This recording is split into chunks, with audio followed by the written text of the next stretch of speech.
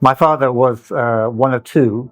His father was Sir David Kelly, a diplomat, ambassador in Russia and Argentina, and also served a post in Turkey. My father's mother was Belgian, and so we have family there, and we all speak French.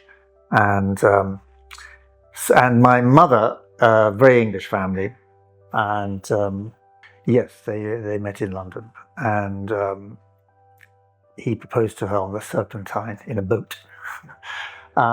So my mother came from a very Victorian family. The values were kind of old-fashioned, as it were. And collecting art wasn't really, her parents never did that. It was really my father who had a passion, and he kind of roped her in. But his parents, they didn't collect art either. They were busy traveling. My father did visit country houses. His mother lived in different castles, chateaus, and so he was used to fine artwork. So he was very keen on building up a collection that he would be proud of. But he was an avid collector. He hadn't time really to choose what paintings to buy, or sculptures, bronzes, plaquettes himself, because he was traveling as a banker. So he had a number of aides who suggested certain works, and invariably he bought them. He bicycled to auction houses on his way to Warburg's, a merchant bank, Lazard's, another merchant bank. And he was careful. If he liked something, he always wanted to buy it at a bargain.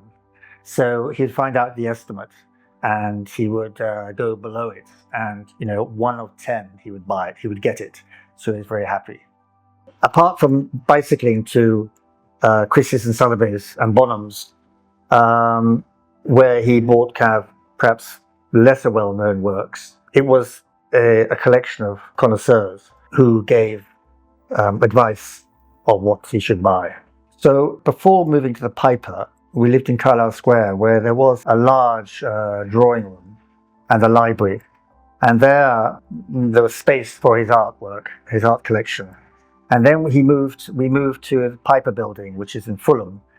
And there on the top floor, there are about 6 or 7 spaces, enough for apartments, but they were all taken away, and one large apartment was made.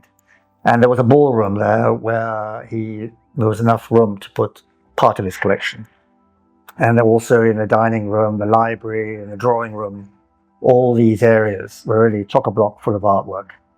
The murals outside, the sculptures along the facade, were by John Piper.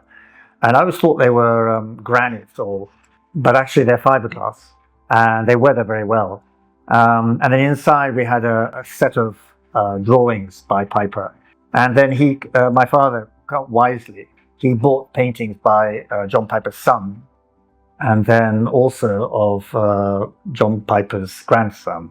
So he had a kind of the hierarchy works from the Piper family.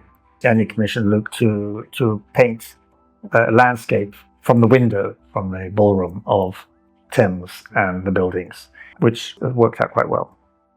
His passion was for the last 400 years, from the 16th century till modern British. My father wasn't such a keen buyer of landscapes or seascapes. He loved the human figure. I think it was Dandini painting that he had in the library. The two ladies, they're dressed, one in blue and the other in red.